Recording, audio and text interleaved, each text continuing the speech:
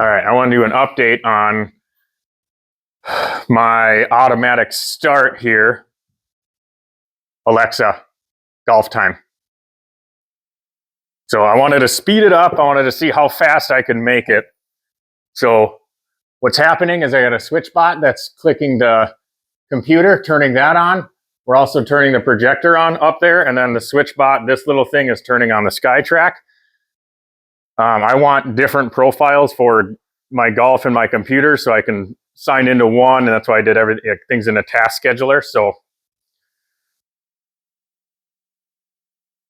once it comes up, I still have to type the PIN, and I could get rid of this. It's just not something I want to do. So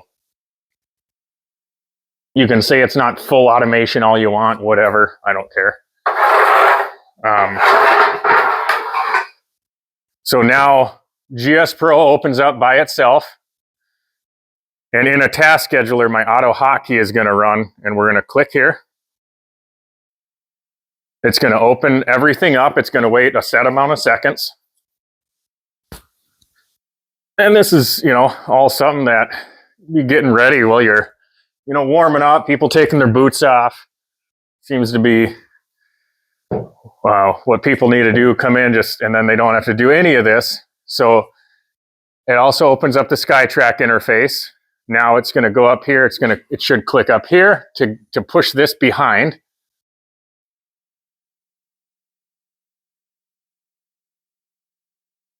Okay, now it should click down here to click on practice. Okay, now it's going to click over here to the driving range. Okay, now it's going to load up the driving range. And then you're right in to do your practice.